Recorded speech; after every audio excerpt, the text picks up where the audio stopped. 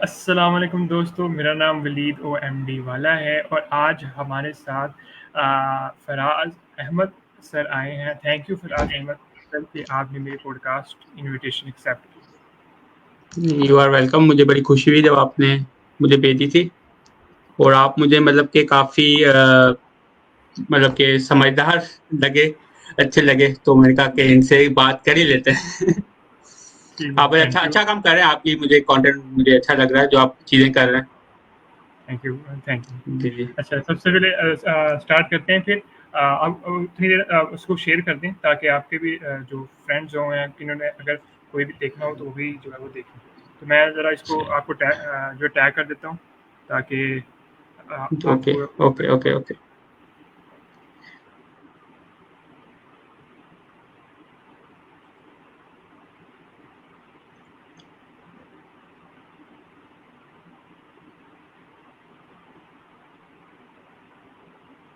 जी, मैंने आपको मेंशन कर दिया। तो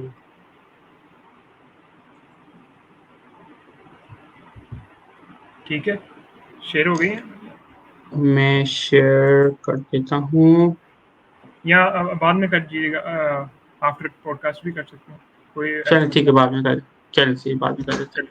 ठीक है, स्टार्ट करते हैं फिर। पहला क्वेश्चन है, हु इज़ फराज अहमद? हैं। Who is Faraz Ahmad? वैसे तो मैं बाय प्रोफेशन वेब डेवलपर हूँ, राइटर भी हूँ। मेरा अमेज़न पे मेरा एक नॉवल भी है और राइटिंग और प्रोग्रामिंग का शौक है मुझे। वैसे दोनों चीज़ें करता हूँ, राइटिंग भी करता हूँ, कोडिंग भी करता हूँ और बाय प्रोफेशन जो है वो वेब डेवलपमेंट करता हूँ और पिछले 15 साल से कर रहा हूँ और एज़ अ फ्रीलांसर कर रहा हूँ, फुल टाइम फ्रीलांसिंग कर रहा हूँ और वो भी स्पेसिफिकली अपवर्क पे, क्योंकि फिर जाने की ज़रूरत नहीं पड़ी किसी और प्लेटफ़ॉर्म पे, क्योंकि अपवर्क पे ही इतना काम अच्छे सेटल हो गया। तो सही बेसिकली हो यही इंट्रोडक्शन है। पिछले 10 साल से मैं फ्रीलांसिंग ही कर रहा हूँ अपवर्क पे। गया, माशाल्लाह, जी। ठीक हो। अच्छा, इसको स्टार्ट करते हैं। आपको एक रिक्वेस्ट करूँगा कि आप ना इसमें नीचे जो ना डिस्क्रिप्शन में जिस तरह मैंने लिखा हुआ है विजुअल्स वाला, इस तरह अगर आप इसमें लिख दें आपका जो है प्रोफेशन कह लें या जो भी आप अपने आप को कहना पसंद करें, ताकि ये जो पॉडकास्ट लाइव होगी तो आगे लोग देखेंगे तो उसमें फिर आपके बारे में ना नीचे थोड़ी सी आ जाएगी। उसको एडिट पे ऑप्शन पे आप क्लिक करें, आपके जहाँ पे वो आ रहा है स्टूडियो में, वहाँ से आप अपना ना इसको डिस्क्रिप्शन में थोड़ा सा कुछ लिख सकते हैं अपने बारे में, तो इससे ज़्यादा अच्छा रहेगा। नज़र वैसे आ नहीं रहा कहाँ है सेटिंग्स में। ये 3 डॉट्स हैं, जहाँ पे माइक का ऑप्शन है ना, एक रेक्टेंगल बना हुआ है, वहाँ पे 3 डॉट्स हैं, वहाँ पे क्लिक करके एडिट नेम और हेडलाइन। हेडलाइन में आप जो है वो मोबाइल से कर रहे हैं आप? मैं नहीं, मैं पीसी पे हूँ। हाँ, वहाँ वहाँ से आपको आ जाएगा ऑप्शन, 3 डॉट्स आ रहे होंगे, जहाँ पे अच्छा। फराज अहमद लिखा हुआ है, नीचे, स्क्रीन के हाँ, आप नीचे। समझ गए। ठीक है, ठीक है, ठीक है। Okay, okay, okay.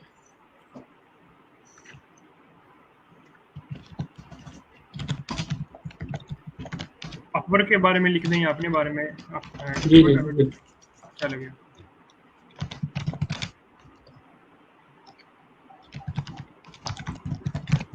चलें जी, काफ़ी है।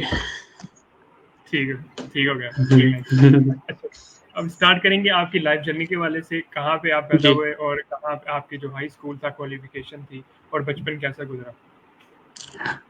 हैदराबाद में पैदा हुआ और स्कूल, कॉलेज वहीं पे मैंने पढ़ा और बचपन की बात करें तो मेरा बचपन जो काफ़ी अच्छा गुज़रा। मतलब आप अगर मुझे ये कहेंगे ना कि टाइम मशीन में बैठकर वापस जाओ और कोई चीज़ अगर मिस की हो फिर से करो, तो मैं कहूँगा कि नहीं, मुझे नहीं जाना, क्योंकि ऐसी कोई चीज़ नहीं थी जो मैंने नहीं की हो बचपन में, या मेरे माँ-बाप ने या मेरे रिश्तेदारों ने जो है वो मतलब कोई ऐसी चीज़ मुझे लैकिंग नज़र नहीं आई जो मुझे बचपन में नहीं की हो। तो बचपन बहुत अच्छा गुज़रा, चाइल्डहुड मेरा बहुत अच्छा गुज़रा।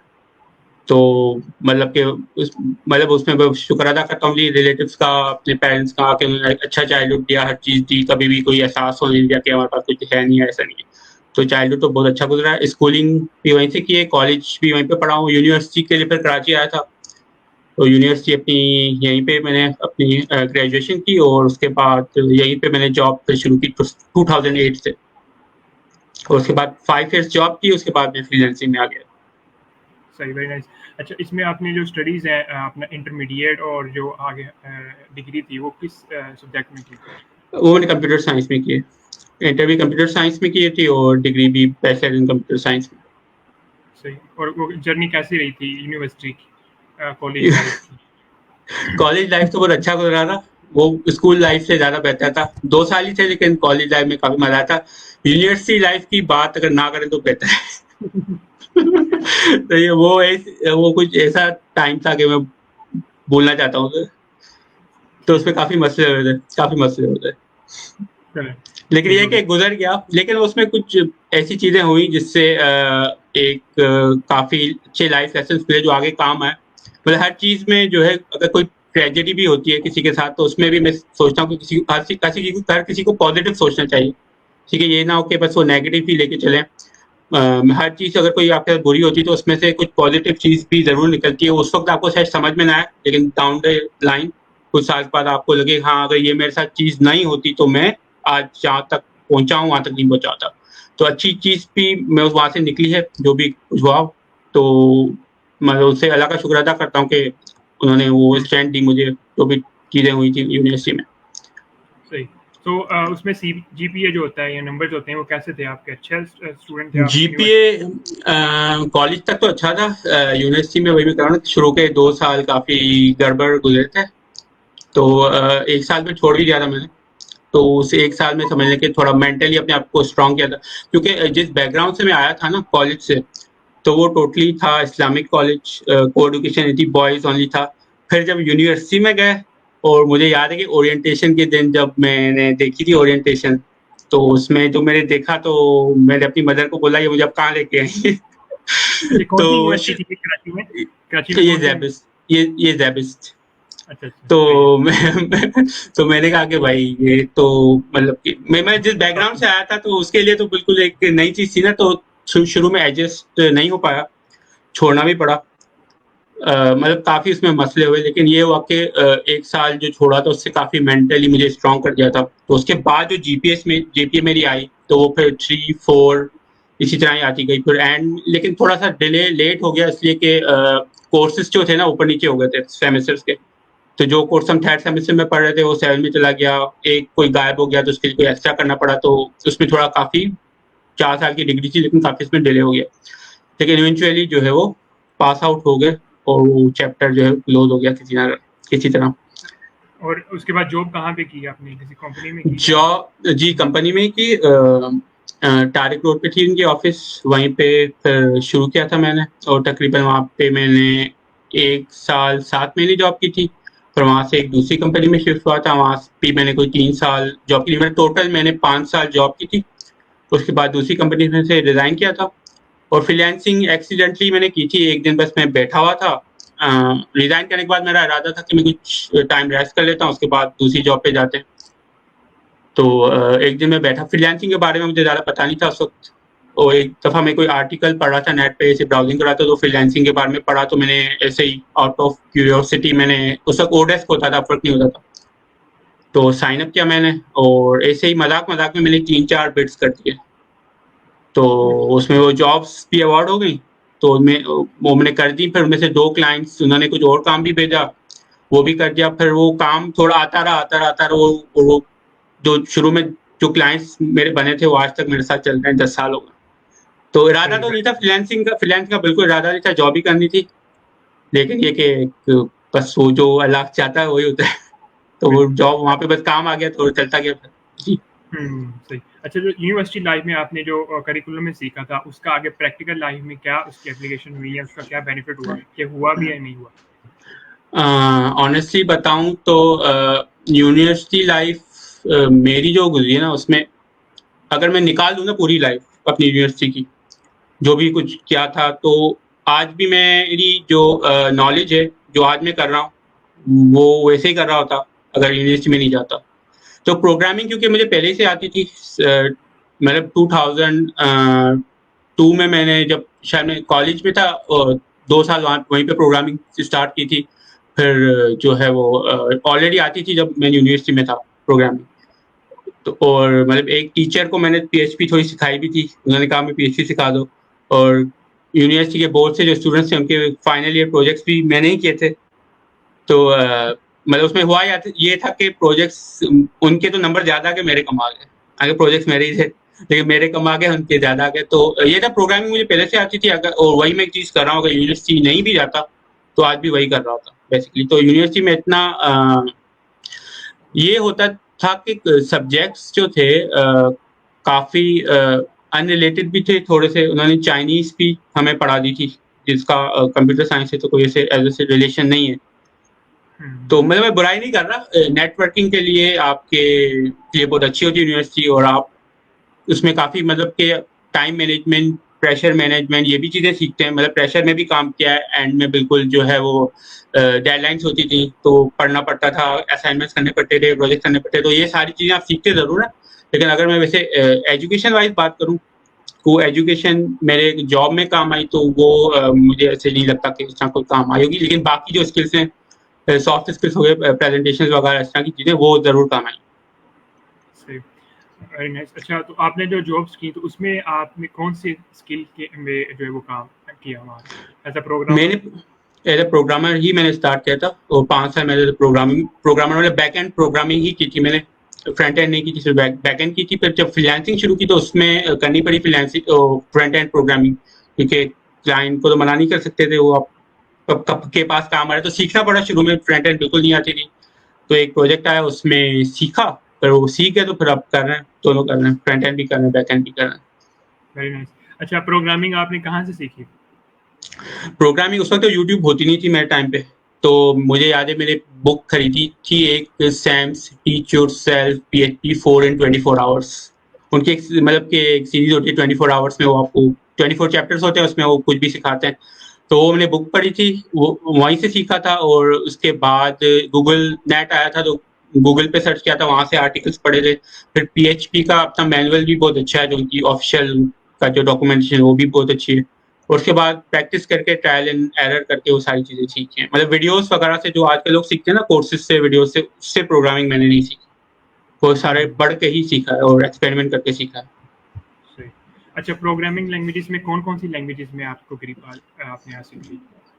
मैंने काम PHP पे भी किया है, पाइथन पे भी किया है, ASP पे भी किया है, कोल्ड फ्यूजन है, उस पे भी किया है। मतलब काफ़ी लैंग्वेजेस पे काम किया। वो एक दफ़ा ये होता है ना कि आप कोई भी एक आपके प्रोग्रामिंग कॉन्सेप्ट अगर क्लियर हो गए ना, तो फिर आप किसी भी लैंग्वेज पे काम कर सकते हैं। वो एक टूल आपके लिए बन जाता है कि आपको क्या एप्लीकेशन बनानी है, क्या काम करना है, तो बस इस लैंग्वेज को आप यूज़ करें। कुछ और काम करना है तो उस लैंग्वेज को यूज़ करें। वो एक दफ़ा आपके प्रोग्रामिंग कॉन्सेप्ट्स क्लियर हो गए, तो फिर लैंग्वेज का फिर इतना मसला नहीं होता।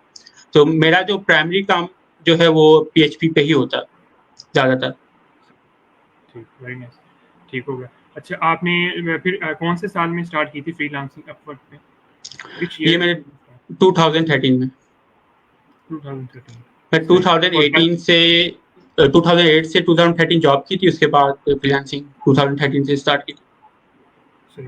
तो ये जर्नी कैसी रही, इसमें आपने क्या-क्या इसमें चीज़ें लर्न की एज़ अ फ्रीलांसर और इसमें? फिर इसमें लर्न, जैसे कि मैंने बताया, फ्रंट एंड डेवलपमेंट मुझे नहीं आती थी, तो वो फ्रीलांसिंग में लर्न की। उसके अलावा ये लर्न किया कि बाहर के लोग किस तरह सोचते हैं, किस तरह काम करते हैं, उनके वर्क एथिक्स क्या होते हैं, उनका प्रोफेशनलिज्म क्या होता है, वो क्या एक्सपेक्ट करते हैं, उनकी लाइफ कैसे गुजरती है। तो उनकी बाहर की लाइफ की जो है वो उनके बारे में सीखा काफ़ी। और ऑब्वियसली काम नया-नया आता था, तो ऐसी चीज़ें आती थी जो हम शायद जॉब में भी, अगर आप कोई जॉब करता है तो उसमें भी वो कर सकता है चीज़ें, क्योंकि जॉब में भी मुख्तलिफ चीज़ें आती हैं।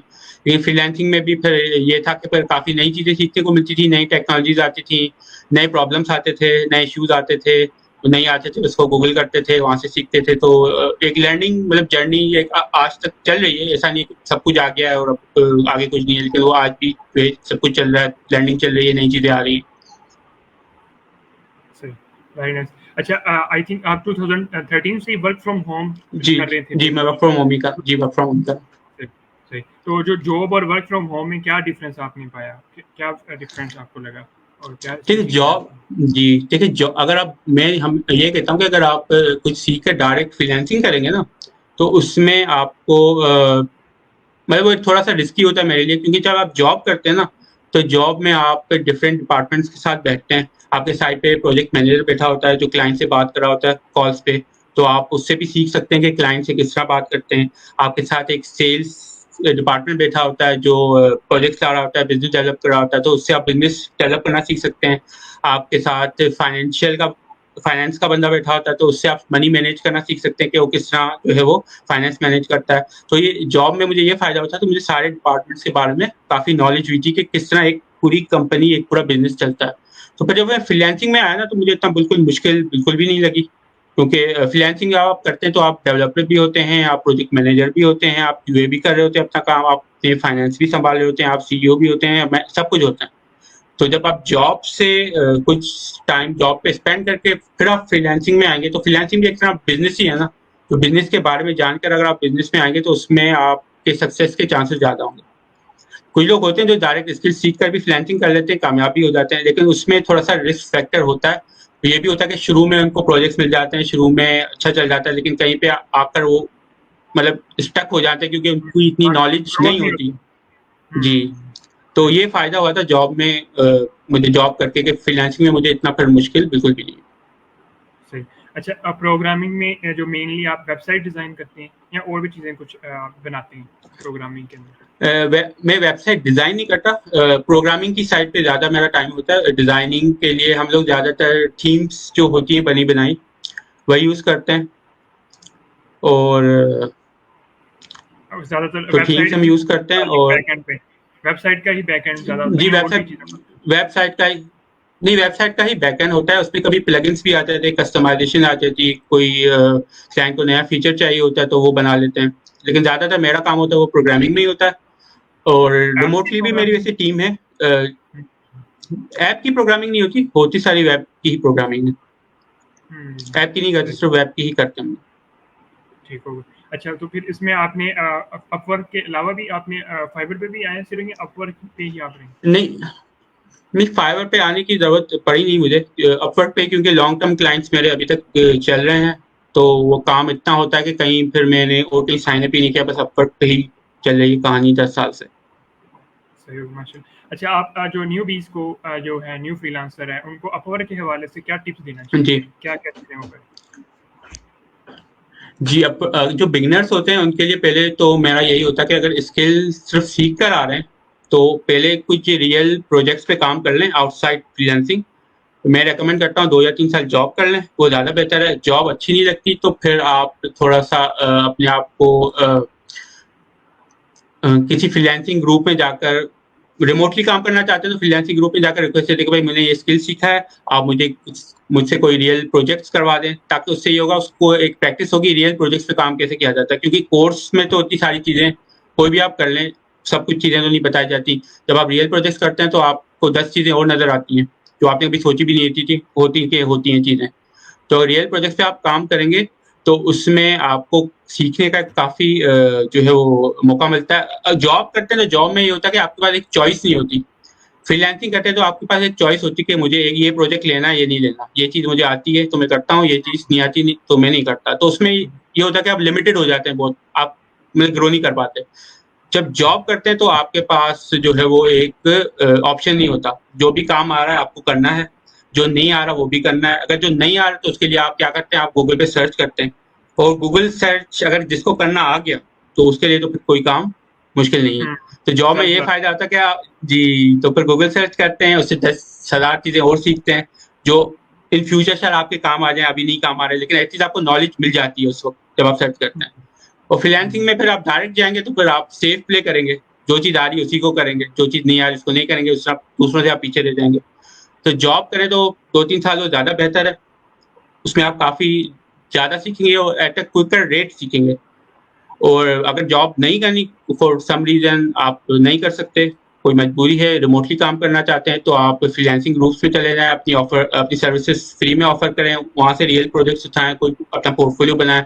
फिर जहाँ आपको लगे कि अब मैं कर सकता हूँ फ्रीलांसिंग, तो फिर आप लेट्स से अपवर्क पे चले जाएँ, उसके जॉब सर्च पेज पे चले जाएँ, वहाँ पे अपना जो स्किल है उसको टाइप करें, वहाँ पे जॉब डिस्क्रिप्शंस आ जाएँगी आपके सामने। उन जॉब डिस्क्रिप्शंस को आप पढ़ लें, अगर लगता है कि आप ये कर सकते हैं तो फिर आप फ्रीलांसिंग में जंप कर जाएँ। अगर अभी भी आपको लगता है कि वो चीज़ें हम नहीं कर सकते तो फिर मज़ीद आपको सीखने की ज़रूरत है। तो सही। एक दफ़ा आप चलें, आप लेट्स से फ्रीलांसिंग पे आप आ गए, आपने अकाउंट बना लिया, आप फ्रीलांसर बन गए हैं, अब आप प्रोजेक्ट्स लेना चाह रहे हैं। तो न्यू बिगनर्स के लिए एक स्ट्रेटजी मैं हमेशा बताता हूँ कि आप पहले तो सुबह के 3 से 3 AM टू 9 AM बिडिंग करें, क्योंकि हमारी आवाम इंडिया और बांग्लादेश जो मेजॉरिटी फ्रीलांसर होते हैं वहाँ से वो सो रहे होते हैं उस टाइम पे, तो कंपटीशन आपका थोड़ा सा कम होता है। और ये करें कि प्रोजेक्ट्स आप उन क्लाइंट्स पे बिड करें जो न्यू है फ्रीलांसिंग प्लेटफॉर्म पे, मतलब आप भी नए हो और वो भी नए हो, क्योंकि न्यू क्लाइंट की हिस्ट्री नहीं होती तो उस पर भी ज़्यादातर लोग फिर बिड नहीं करते इस डर से कि स्कैमर ना हो। तो उन न्यू क्लाइंट्स पे आप बिड करें, उनको अच्छा प्रपोजल लिखें। प्रपोजल में अक्सर लोग मैं देखता हूँ कि क्या करते हैं कि शुरू की जो पैराग्राफ होता है उसमें अपनी इंट्रोडक्शन लिख देते हैं, अपना नाम लिख देते हैं, अपना एक्सपीरियंस लिख देते हैं। क्लाइंट को जो प्रपोजल नजर आता है वो शुरू के 250 कैरेक्टर्स तक नजर आता है, तो उसी में वो सिर्फ इंट्रोडक्शन ही पढ़ पाता है, प्रोजेक्ट के बारे में कुछ वो देख ही नहीं पाता।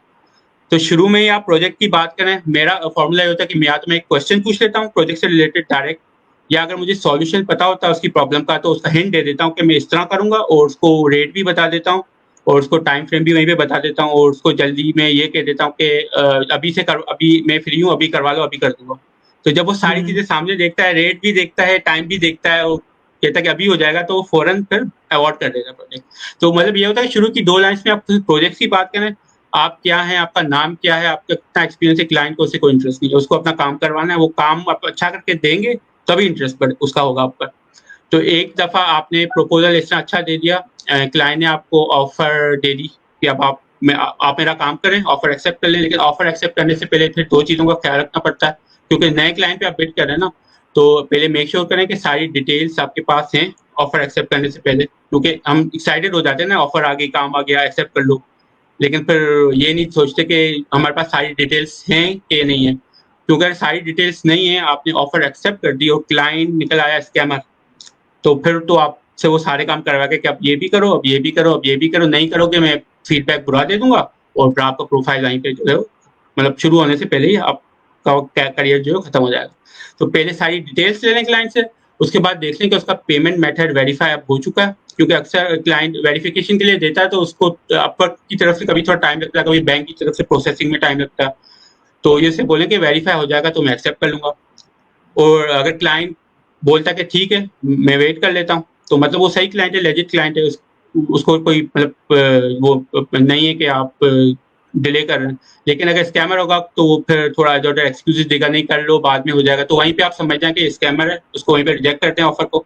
लेकिन अगर क्लाइंट आपकी बात मान लेता है तो उसको ऑफर को एक्सेप्ट करें। अच्छा, अब आपके पास जॉब आ गई, ऑफर एक्सेप्ट कर ली, आप जॉब आ गई आपके पास, तो अब इसमें ये करें क्योंकि नया क्लाइंट है, तो एक चीज मांगी है उसने तो उसको एक आध चीज और करके दे दें। ठीक है, अगर आपको कोई उसकी वेबसाइट में जो भी आप काम कर रहे हैं उसको आपको कोई और मसला उसमें नजर आ रहा है, तो वो काम उसका फ्री में आप फिक्स कर दें, उसको बताते कि मैंने तुम्हारा जो ओरिजिनल काम है वो भी कर दिया, और दूसरा काम जो मुझे लगा कि मसला है वो भी मैंने तुम्हें फ्री में इन्हीं चार्जेस में कर दूंगा। अच्छा, वो नया क्लाइंट है, उसका पहला एक्सपीरियंस है, और पहला एक्सपीरियंस ही उसका इतना अच्छा हो गया आपके साथ, एक फ्रीलांसर के साथ पहली दफा, तो उसके बाद अगर दूसरा काम होगा तो वो कहाँ जाएगा, वो वापस आप ही के पास आएगा, वो फिर कहीं नहीं जाएगा। और लेट्स से उसके पास फ्यूचर में काम होता है तो फिर आप ही को देगा, तो इस तरह आपका एक लॉन्ग टर्म क्लाइंट बनने के चांसेस इस तरह ज्यादा हो जाएंगे, फिर आपको बार बार बिडिंग नहीं करनी पड़ेगी कि बार बार मैं बिडिंग करूँ, नया क्लाइंट लाऊं। इसी तरह 3-4 क्लाइंट्स आपके पास हो जाते हैं लॉन्ग टर्म, तो इस तरह से आपकी जो स्टेबल इनकम बन जाती है फ्रीलांसिंग में, और फिर आपको ज्यादा बिडिंग पे फिर इतना टाइम देना नहीं पड़ता, फिर सिर्फ काम ही करना पड़ता है। तो बिगनर्स के लिए ये स्ट्रेटेजी मैं बताता हूँ कि आप न्यू क्लाइंट्स पे फोकस क्या करें और रात को देर से बिडिंग क्या करें। और काफी लोगों ने इस स्ट्रेटेजी को फॉलो किया है और वो कामयाब हुए, तो ये मतलब मेरे टाइम पे भी चल रही थी, आज भी चल रही है, तो ये मेरी स्ट्रेटेजी होती है फॉर बिगनर्स। सही, वेरी नाइस। अच्छा, इसमें एक एवरेज कितने प्रपोजल सेंड करने पड़ते हैं फर्स्ट क्लाइंट के लिए, फर्स्ट क्लाइंट के लिए? नहीं, उसका कोई ऐसा नहीं होता कि हाँ, आजकल ये है कि क्योंकि फ्रीलांसर्स ज्यादा हो गए, मेरे टाइम पे इतना ज्यादा नहीं होते थे, कम होते थे, तो इतना वेट नहीं करना पड़ता था। अब ये होता है कि फ्रीलांसर्स ज्यादा है, तो एक क्लाइंट जब कोई जॉब पोस्ट करता है तो उसको 50+ प्रपोजल आ जाते हैं। तो कुछ क्लाइंट्स तो होते सारे प्रपोजल से, क्यों सारे प्रपोजल अच्छे नहीं होते, ठीक है, वो तकरीबन आप समझ 95% प्रपोजल्स बहुत बुरे होते हैं, वो आप पढ़कर मतलब कि वो अपना सर पकड़ लेंगे कि वो क्या बात कर रहा है, मैंने क्या लिखी है, वो क्या बात कर रहा है। तो कुछ क्लाइंट्स काफी वो चीजें देखे ओवरवेलम हो जाते हैं, वो हायर नहीं करते फिर, ठीक है, वो हायर नहीं करते, वो दूसरे प्लेटफॉर्म्स पे चले जाते हैं अपवर्क से, और वहां पे फिर ट्राई करते हैं। कुछ लोग होते हैं कि साइमल्टेनियसली डिफरेंट प्लेटफॉर्म से जॉब पोस्ट कर देते हैं, तो हो सकता है उनको पहले किसी प्लेटफॉर्म से कोई उनके बजट में मिल जाता है, तो फिर वो दूसरे प्लेटफॉर्म से हायर नहीं करते। तो आजकल जो हायरिंग रेशियो इस वजह से भी थोड़ा कम हुआ है कि फ्रीलांसर्स एक तो ज़्यादा हो गए, बिड ज़्यादा होते हैं, तो क्लाइंट्स के पास इतना टाइम नहीं होता कि सारे पढ़े, या उसको मतलब कि कन्फ्यूजन होती है कि किसको हायर करे, उसको अच्छे प्रपोजल्स नहीं मिलते, तो फिर वो फिर दूसरे प्लेटफॉर्म पे चला जाता है, वहाँ से ढूंढता है।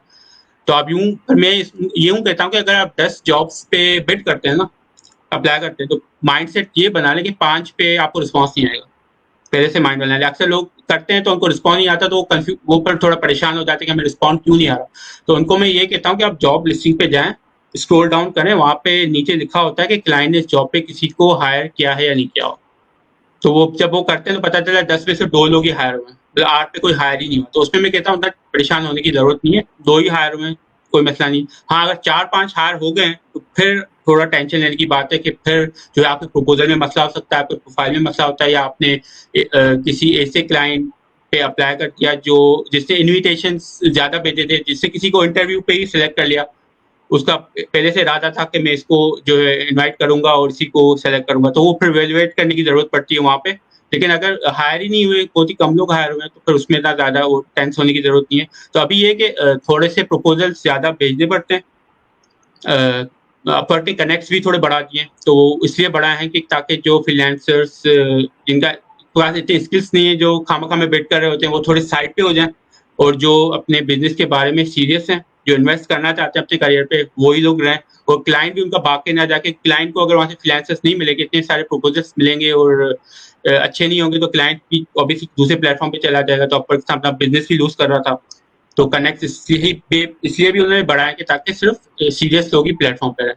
तो आपका सवाल का जवाब है कि अभी थोड़े से कनेक्ट्स या थोड़ा सा अप्लाई आपको ज़्यादा करना पड़ेगा। हायरिंग रेशियो कम है क्योंकि इस वजह से कि अभी भी फ्रीलांसर ज़्यादा हैं, या मल्टीपल अकाउंट्स वो बना लेते हैं, उस पर कर रहे होते हैं। लेकिन एक दफ़ा स्ट्रेटेजी जो बताई है वही चलेगी फॉर बिगनर्स। लेकिन एक दफ़ा आपको 2-3 क्लाइंट्स आपको मिल गए लॉन्ग टर्म, तो फिर आपकी सारी इन्वेस्टमेंट उससे रिकवर हो जाएगी। लेकिन फ्रीलांसिंग में जंप करने से पहले अपने स्किल्स अच्छे होने चाहिए, वो आप जॉब पे करें या आप खुद से सीखें, लेकिन रियल प्रोजेक्ट्स पे काम करके, और जो प्रोजेक्ट्स अपवर्क पे इस वक्त आपको नजर आ रहे हैं अपने स्किल से रिलेटेड, उनको भी देखें, एवेलुएट करें अपने आप को कि आप कितने पानी में फ्री फ्रीलांसिंग में इस तरह जंप ना करें। ठीक है। अच्छा, एक क्वेश्चन है, इसको अभी ले लें या एंड में ले लें? एक क्वेश्चन जैसे जैसे जैसे चाहें जैसे। अच्छा, एक सिंपल क्वेश्चन है कि उनके पास I have $10 in Upwork, can I buy connect with them? मैं क्या, मैं मेंबरशिप तो नहीं ले सकेंगे, मुझे मिनिमम का पता नहीं कितना है, देख लें। लेकिन ये है कि कनेक्ट बाय करने पड़ेंगे उनको, अगर उनको वाकई अपवर्क पे सीरियस उनको अपना काम करना है, तो शुरू में एटलीस्ट मैं ये कहता हूँ कि 2 महीने तो कम से कम आपको कनेक्ट बाय करने पड़ेंगे और ट्राई करना पड़ेगा, कम से कम 2 मंथ्स। तो उसके बाद अच्छा, जब आप रिजेक्ट हो जाते फिर कनेक्ट मिलते ही नहीं दोबारा, वो फिर उसमें जब कोई देखो, उसमें वो जो प्रोजेक्ट मिल गया उसी में आपके रिक्वायर्ड हो गए कनेक्ट्स, ठीक है।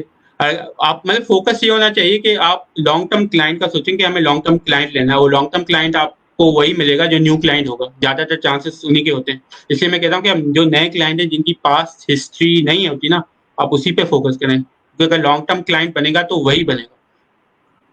क्योंकि ओल्ड क्लाइंट है ना,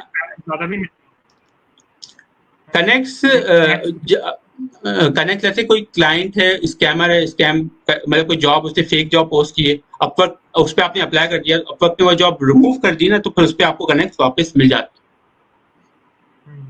सही हो। अच्छा, ये जो 50 आपने कहा ना, 50 तो 100 यानी आधे घंटे या एक दिन के अंदर वो लोग प्रपोजल सेंड कर देते हैं, तो एक आम फ्रीलांसर कैसे स्टैंड अप हो इन 50-100 लोगों के से? मैं वही कह रहा हूँ कि न्यू क्लाइंट्स पे फोकस करें, रात के 3 बजे करें, कंपटीशन रात के 3 बजे वैसे ही कम होता है, न्यू क्लाइंट्स पे करेंगे तो और भी कम होगा, क्योंकि न्यू क्लाइंट्स पे सब लोग नहीं करते, इसी डर से कि वो स्कैमर ना निकले। लेकिन मैंने जितनी भी बिडिंग की है न्यू क्लाइंट्स पे ही की है, और वहीं से मेरे लॉन्ग टर्म क्लाइंट्स बने, क्योंकि न्यू क्लाइंट ज्यादातर अब एक अगर आप बाहर की बात करें तो ज्यादातर वहाँ पे सेकंड बिजनेस स्टार्ट कर रहे होते हैं, हमारा जो टाइम होता है उनकी शाम होती है, 9 to 5 करके आते हैं, तो अपने सेकंड बिजनेस पे काम कर रहे होते हैं, तो ज़ाहिर है उनको तो चाहिए होते हैं ना लोग अच्छे काम करने वाले। तो अक्सर न्यू क्लाइंट्स का ना एक बिजनेस निकल आता है, मैंने देखा है उनका। आप अगर ओवर डिलीवर कर देंगे, उनको अच्छा काम करेंगे, उनका अपना एक बिजनेस निकल आया, तो फिर वो आप ही को आप इसे कंटिन्यू करेंगे वो कहीं और जाएंगे नहीं, उनका इतना पहला एक्सपीरियंस इतना अच्छा हो गया किसी से फर्स्ट टाइम फ्रीलांसिंग प्लेटफॉर्म पे पहले फ्रीलांसर से, तो फिर तो वही कहीं जाएंगे नहीं। तो पर आप न्यू क्लाइंट्स पे ही फोकस करें, लॉन्ग टर्म ही सोचें, शॉर्ट टर्म मतलब 50 क्लाइंट्स की जरूरत नहीं है, 4-5 क्लाइंट काफी है कि स्टेबल इनकम के लिए आपके लिए। अच्छे हाई पेइंग क्लाइंट हो 3-4 वही जी ना। जी हाँ वो काफी, मैं इसी तरह कर रहा हूँ, मेरे को 50 क्लाइंट्स नहीं है, लेस देन 10 है। हाँ वेरी नाइस। अच्छा इसमें आगे जो नेक्स्ट क्वेश्चन है कि लेट्स मूव इनटू द आधे आधा घंटा हो गया, तो जी कितना टाइम है अभी आपके पास? काफ़ी ज़्यादा मुझे टाइम है सीखने सर। को मिल रहा है। जी जी जरूर जरूर इंशाल्लाह आप। आगे भी जब लोग देखेंगे जी तो जी जी जरूर कर। सीखने को मिलेगा। अच्छा नेक्स्ट था कि इसमें हम्म पर्सनल ब्रांडिंग यानी अपवर्क से हटकर लिंक्डइन हो गया, अपनी वेबसाइट हो गई, हम्म। और इन पे काम करना ये कितनी ज़रूरत रखता है कि पहले वो फ्रीलांसिंग प्लेटफॉर्म में आए या डायरेक्ट इन प्लेटफॉर्म देखिए में लिंक्डइन हो गया? देखिए एक्सपीरियंस आपको अपने काम का नहीं, तो आप पर्सनल ब्रांडिंग क्या करेंगे? आप फिर यही हम्म करेंगे, एक कोड किसी का आपको पसंद आ गया, मोटिवेशनल इंस्पिरेशनल कोड, वो आपने पेश कर दिया, या किसी ने कोई इन्फॉर्मेशन पोस्ट की थी वो आपने पेश कर दी, इसको पर्सनल ब्रांडिंग नहीं कहते। ठीक है, 10 साल से तो मैं काम ही कर रहा था, 4 महीने पहले मुझे कोई जानता भी नहीं था, टू बी वेरी ऑनेस्ट, अप्रैल 2023 से मुझे कोई जानता भी नहीं था। अगर आप मेरा इंटरव्यू ले रहे हैं तो ऑब्वियसली मैं आपकी सही नजरों में बात। आया हूँ ना कहीं से। तो मैं जी 10 साल तो पहले बिल्कुल। काम ही कर रहा था, जी छुप कर काम कर रहा था, किसी को पता ही नहीं था मैं क्या करता हूँ। तो जब आपके पास हम्म एक्सपर्टीज नहीं होंगी, जब आपके पास एक्सपीरियंस नहीं होगा, जब आपको कुछ शो करने के लिए नहीं होगा, तो आप पर्सनल ब्रांडिंग कैसे करेंगे? तो मैं यही कहता हूँ कि अगर कोई 20-21 ईयर ओल्ड मुझे पूछता है कि पर्सनल ब्रांडिंग कैसे करूँ, तो उसको मैं ये कहता हूँ कि आप 5 साल के लिए तो सोशल मीडिया से गुम हो जाओ, सिर्फ काम करो, सीखो।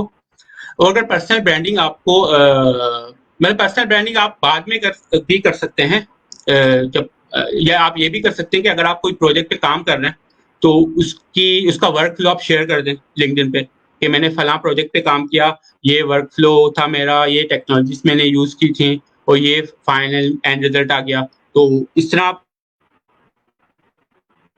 पर वीक एक पोस्ट बना सकते हैं, just for to start your personal branding.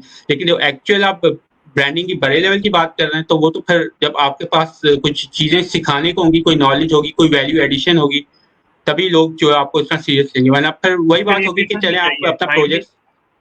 Ji ji ji ji time भी जी चाहिए उसके लिए, बहुत ज़्यादा उसके लिए जी जी हाँ स्ट्रगल ना, और टाइम भी वो चाहिए होता है। जी जी तो आप जॉब करें, अभी सीख रहे हैं, तो उसी वक्त आप पर्सनल ब्रांडिंग पे फोकस करेंगे, तो फिर दोनों चीजें ही डिस्टर्ब होगी, आप टाइम एक ही चीज को दे सकेंगे, दूसरी को नहीं दे सकेंगे।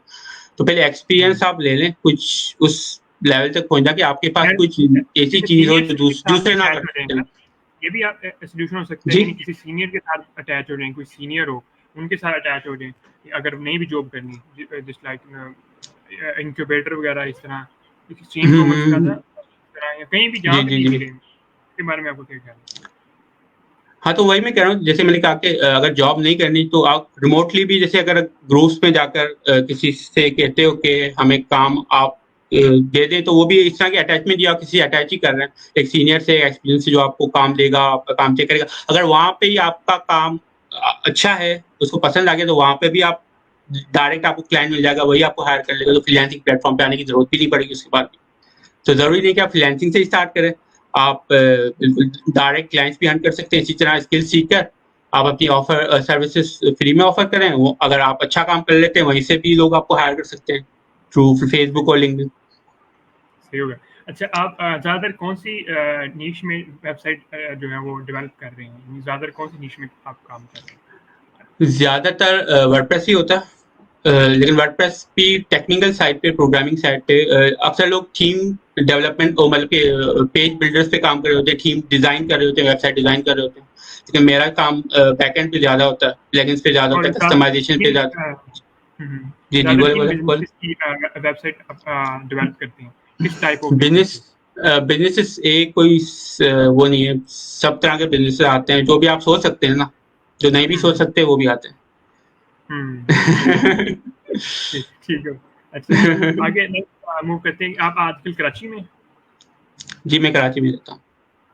सही। हैदराबाद और कराची में क्या ज़्यादा डिफरेंस है, यानी कि और क्या इनकी क्या कोई अच्छी बात वो ये बता रहे हैं, क्या डिफरेंस है? हैदराबाद तो ज़्यादा मैं जाता नहीं हूँ, साल में एक दफ़ा जाता हूँ, लेकिन अभी इवेंट हुआ था आईटीसी एशिया का, तो काफ़ी हैदराबाद से लोग आए थे, अटेंड करने, और मतलब कि हैदराबाद में काफ़ी वैसे अच्छा काम हो रहा है। मैं काफ़ी सरप्राइज़ हो गया, काफ़ी मतलब कि वहाँ से अच्छी क्रीम निकल रही है, काफ़ी अच्छा काम हो रहा है, अच्छी कंपनीज़ वहाँ पे बनी है और काफ़ी बड़े लेवल पे काम कर रहे हैं, तो खुशी भी हुई देखकर मुझे। तो मतलब हैदराबाद मतलब आईटी के लिहाज से ग्रो बिल्कुल कर रहा है, जो मैंने देखा है, जो लोगों ने आकर वहाँ से मुझे बताया, तो काफ़ी अच्छा काम हो रहा है वहाँ पे भी। चीज़ें अच्छी ग्रोथ हो रही है वहाँ पे। और कराची में ऐसा क्या खास है जो बाकी शहरों में नहीं है? ये भी ज़रा कोई एक अच्छे कराची तो वही कहते हैं कि मतलब जॉब अपॉर्चुनिटीज़ यहाँ पे ज़्यादा होती है, ज़्यादातर लोग इस वजह से यहाँ पे ज़्यादा आते हैं। तो एक तो ये एक चीज़ है। से ठीक हो गया। अच्छा नेक्स्ट आई थिंक 35 मिनट्स हो गए हैं तो जी, जी।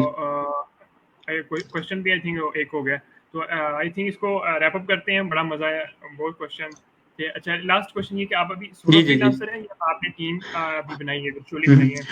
हुँ। मैंने 7-8 साल तो सोलो किया है, उसके बाद लास्ट ईयर से मैंने टीम बिल्कुल बिल्ड की है। शुरू में मुश्किल थी ज़्यादा आदत नहीं थी टीम के साथ काम करने की, तो 8-9 महीने टीम बिल्डिंग में काफ़ी इसमें टाइम लगा, लेकिन अब ये है कि टीम बिल्ड हो गई है, लेकिन रिमोट है, ऑफ़िस नहीं है, रिमोट टीम है। तो 3-4 डेवलपर्स हैं जो साथ काम करते हैं और ज़्यादातर काम वही देख रहे होते हैं और मैं बस ओवरसी कर रहा होता हूँ।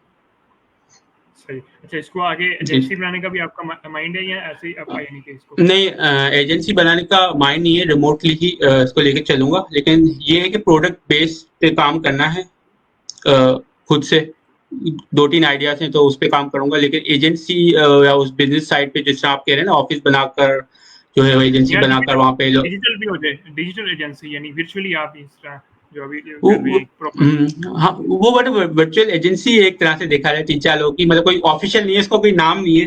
बस वो बस वेबसाइट ऐसे नहीं है अभी चल रही है। वेबसाइट नहीं, वेबसाइट नहीं, कोई क्रिएट वेबसाइट नहीं। नहीं, नहीं, कोई वेबसाइट नहीं है। बस वो बस चल मैं जो मेरे एक्जिस्टिंग क्लाइंट्स हैं, उन्हीं के साथ ही काम कर रहा हूँ। तो उन्हीं के साथ मैंने टीम जो है अटैच की हुई है, तो हम लोग साथ काम कर रहे हैं। सही हो क्योंकि होता वेरी ये नाइस। है ना कि अच्छा चलें से ओके। अच्छा ये जब बताएं बताएं इसको कंप्लीट करें आप क्या क्या कह रहे हैं? हम मैं ये कह रहा था ज़रूरी नहीं है कि हर कोई बिज़नेस करे, हर किसी की अपनी स्ट्रेंथ्स होती हैं। कोई 9 टू 5 में भी खुश होता है, ठीक है? किसी को स्केड्यूल अच्छा लगता है, लाइफ में स्केड्यूल हो तो 9 टू 5 अच्छा लगता है, किसी को सोलो काम करना अच्छा लगता है, किसी का बिज़नेस माइंडसेट होता है।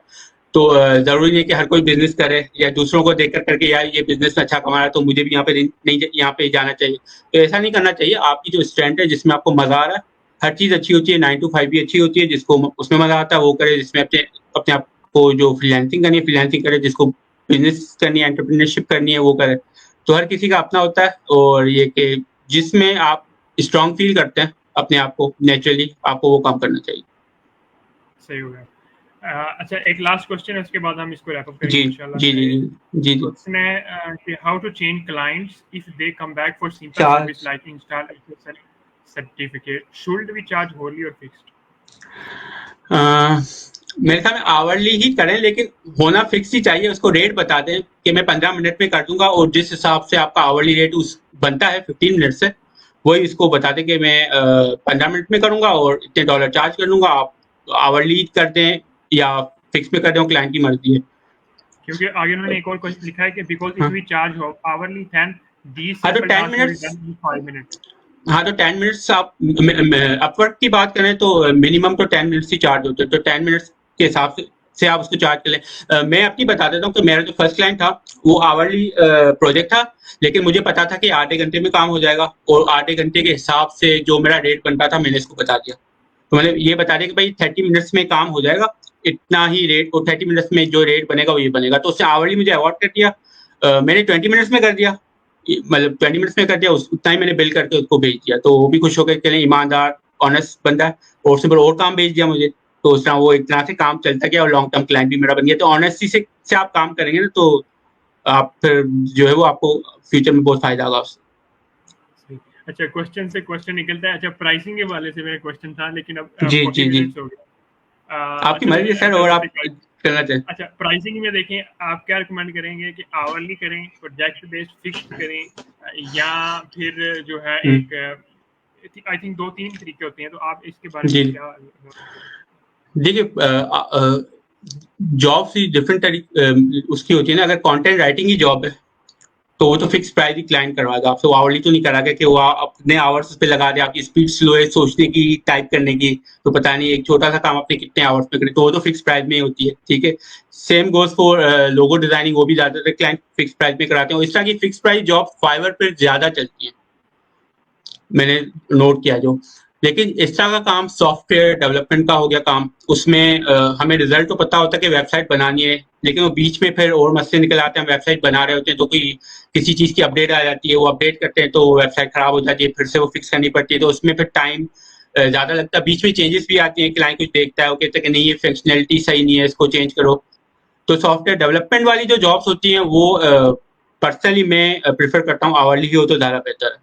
और बाकी जो जॉब्स हैं content writing, video editing type की, जिसमें क्रिएटिव काम आप समझिए कि बहुत ज्यादा होता है, क्योंकि वो फिर डिपेंड करता है ना कि करने वाले पे भी, कि कितनी जल्दी इसको सोच पाता है, कितनी जल्दी उसको कर पाता है, तो ज्यादातर इस तरह की जॉब्स क्लाइंट जो वो प्रेफर करते हैं फिक्स प्राइस, वो आवरली पे नहीं जाएंगे। और सॉफ्टवेयर डेवलपमेंट वाली जॉब्स हैं वो ज्यादातर आवरली बेहतर होती हैं। अक्सर लोगों का आवरली में ओपिनियन लेस डिफरेंट मनी भी है। बनती है, जी आवरली में लेस बनी बन सकती है, यानी कि पैसे कम बनते हैं अगर आवरली चार्ज करें, ये राइट है या नहीं, ये क्वेश्चन किया है। आवरली में अगेन डिपेंड करता है काम पे, ठीक है, डिपेंड करता है आपके काम पे कि वो काम कितना अगर छोटा लग रहा है आपको, तो लेकिन देखिए ना वही बात है कि हम ये नहीं सोचते कि हम बस शॉर्ट टर्म सोचते हैं कि पैसे कितने बन रहे हैं, अभी वो कितने बन रहे हैं, हम ये नहीं सोचते कि आगे कितने बन सकते हैं, ठीक है। अगर क्लाइंट को आप बिल्कुल ऑनेस्टली से बता दें कि भाई इतना टाइम लगेगा मुझे आवरली में भी, क्योंकि फिक्स प्राइस में फिर ये होता है ना कि क्लाइंट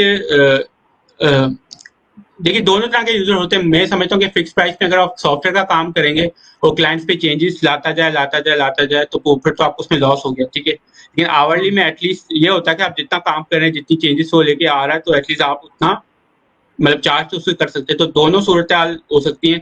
कुछ लोग क्या उसके फिक्स कॉन्ट्रैक्ट प्राइस में में, भी पहले भी हो सकता है ना कि इतनी डिविजन्स अलाउड है, इससे ज्यादा करेंगे तो हाँ वो अलाउड जी, नहीं है कॉन्ट्रैक्ट में वो फिक्स अगर। प्राइस, बिल्कुल वो फिक्स प्राइस में होता है, वो फिक्स प्राइस में ऑब्वियसली आप डाल सकते हैं अगर आप फिक्स प्राइस कर रहे हैं। अच्छा, लेकिन एक और जो ज्यादातर मैंने इसमें आवरली ही काम किया। जी जी जी बोले, सही। जी बोले बोले। इसमें जो एक क्वेश्चन आया था कि मुझे जो है 5 मिनट लगेंगे उनको एसएसएल जी में जी जो टास्क करने में, हाँ तो इसमें आई थिंक ये भी होना चाहिए ना कि अभी उनको इतने साल भी हो गए हैं या कितने महीने हुए हैं उस स्किल को सीखते हुए, तो वो उसकी भी हम्म। वैल्यू ऐड करें, वो भी जी उसके भी बिल्कुल बिल्कुल। उसका भी मार्जिन ऐड करें ना, वो हाँ 5 अगर आप मिनट के लिए बिगिनर तो हैं, नहीं देना, और उसका मैं कह रहा तजर्बा हूँ भी अगर होगा। आप, जी जी, मैं अगर आप बिगिनर हैं, आप पहला प्रोजेक्ट मिल रहा है, तो फिर आप इतना उसको ना दें, आप उसका जितना आपको मतलब कि जितना मिनिमम आप कर सकते हैं उसको वैल्यू दे सकते हैं उतना कर लें। अगर आप ऑब्वियसली टॉप रेटेड फ्रीलांसर हैं इस वक्त, वो लिखा आ रहा है कि टॉप रेटेड है, तो आप उस हिसाब से प्राइस दें, क्लाइंट को भी फिर आइडिया होगा कि ये टॉप रेटेड है, तो उसी हिसाब से प्राइस देगा।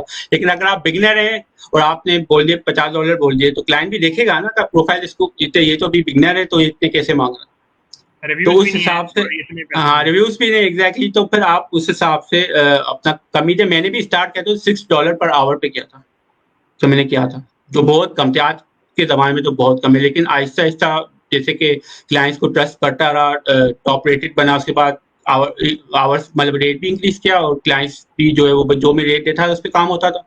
लेकिन शुरू अगर बिगिनिंग करें तो आप अभी अर्निंग पे इतना फोकस ना करें, क्योंकि अभी आप प्लेटफॉर्म भी लर्न कर रहे हैं, क्लाइंट्स की जो साइकोलॉजी है वो भी आप लर्न करेंगे, काफी चीजें लर्न करेंगे, तो अभी आप जो है लॉन्ग टर्म सोचें कि एक क्लाइंट को हम कितनी ज्यादा वैल्यू दे सकता हूँ, एक, एक नया क्लाइंट आया तो उसको मैं कितनी ज्यादा वैल्यू दे सकता हूँ, ताकि वो फिर आगे भी मुझे काम दे। अगर शुरू में आपने इसको उतना एक्सपेंसिव बता दिया, चले उसने करवा तो दिया वन टाइम आपसे, फिर शायद दोबारा ना आए आपसे काम करवा, उसको कहीं से और पता चले कि नहीं है ये तो सस्ते में हो जाता, तो फिर वो क्यों आएगा आपके पास। इसलिए ऑनेस्टी से काम करें तो ज्यादा बेहतर है शुरू में, जब आप स्टार्ट कर रहे हैं। सही। अच्छा, जाते-जाते सिर्फ़ एक लास्ट जो है वो जी बात, कि जो ऐसे फ्रीलांसर जो स्ट्रगल कर रहे हैं और बहुत यानी कि उसमें क्लाइंट्स उनको बहुत कम मिल रहे हैं या बहुत कम लो पेइंग क्लाइंट के साथ काम कर रहे हैं, उनको आप क्या गाइड या मशवरा देंगे? लोग वो मैं शुरू में बता चुका हूँ कि न्यू क्लाइंट्स से जब आप काम करेंगे ना, तो प्रोजेक्ट की प्राइस ना देखें, क्योंकि मेरा पहला प्रोजेक्ट $6 का था, ठीक है। अगर मैं वो $6 देकर छोड़ देता कि नहीं ये काम में मुझे नहीं करना, तो वो क्लाइंट मेरा $6 से 100K प्लस नहीं जाता। यू नेवर नो, ठीक है, यू नेवर नो कि पहला टास्क चाहे उसका कितना कम मिले हो उसको? चाहे, जी हाँ, जी जी, कितना यानी तो वो काम करवाते हैं? हाँ, तो फिर लॉन्ग टर्म सोचे ना हम लोग। आज का सोचे कि अभी कितना मिल रहा है, हम ये नहीं सोचते कि 5 साल के बाद अगर मैं इसको वैल्यू देता हूँ क्लाइंट को, तो आगे मुझसे कितना काम करवा सकता है, और या आज नहीं करवा रहा, परसों नहीं करवा रहा, शायद वो 1 महीने के बाद आ जाए, उसको याद आए आपके यार इसने मुझे अच्छा काम करके दिया था और सही रेट दिया था, ऑनेस्टी से काम किया था, तो वो चीज़ क्लाइंट को याद रह जाती है। मेरे साथ भी ऐसा हुआ है, बहुत से क्लाइंट 1 साल गायब थे, फिर आए, और फिर उन्होंने फिर लंबा मुझसे काम करवाया। तो आप अगर ऑनेस्टी से काम करेंगे, लॉन्ग टर्म सोचेंगे, शॉर्ट टर्म हमारी एक आदत है शॉर्ट टर्म सोचने की, तो उस वजह से फिर प्रॉब्लम्स भी होती हैं। तो लॉन्ग टर्म सोचें, अच्छी वैल्यू दें अपनी क्लाइंट को, ऑनेस्टी से काम करें, और प्राइस शुरू अगर आप शुरू बिगिन कर रहे हैं, स्टार्ट कर रहे हैं, तो फिर अभी प्राइस वगैरह ना देखें। अगर आप वो सिर्फ एक्सपीरियंस देखें, आप कितना एक्सपीरियंस इससे गेन कर रहे हैं क्लाइंट को, और वैल्यू दे जितना दे सकते हैं। ठीक है। Thank you. बहुत बहुत मैंने बहुत चीज़ें सीखने को मिला है, और इंशाल्लाह बहुत क्वेश्चन और भी थे, लेकिन क्या हम इसका कोई पार्ट 2 रख लेंगे इंशाल्लाह फ्यूचर के अंदर, जी जी, क्योंकि अभी तो इंशाल्लाह ये इंशाल्लाह। बहुत कम बातें हुई हैं। अच्छा, तो इंशाल्लाह थैंक यू आपका बहुत अपना कीमती टाइम देने का। और इसमें बस टॉपिक के हट के करते थे कि आप बताइए आपकी एज कितनी है और आपका फेवरेट फूड कौन सा फेवरेट खाना क्या पूछा आपने? सॉरी, रिपीट आपका करेंगे आप? फेवरेट खाना कौन फेव, सा है, और आपकी फेवरेट खाना खाने में क्या पसंद फेवरेट है? खाना कौन सी? खाने में तो वही जी। पसंद है जो सबको पसंद होता है, बिरयानी। अच्छा, कराची की बिरयानी, वाह! जी। अच्छा, ठीक। और एज कितनी है माशाल्लाह आपकी? एज में 39। 39, माशाल्लाह, ठीक होगा। चलें, ठीक है। चलिए, okay. Honour for me to be कि आपको मिल nice to meet you too sir. Thank you, अल्लाह हाफ़िज़। थैंक यू सो मच, अल्लाह हाफिज।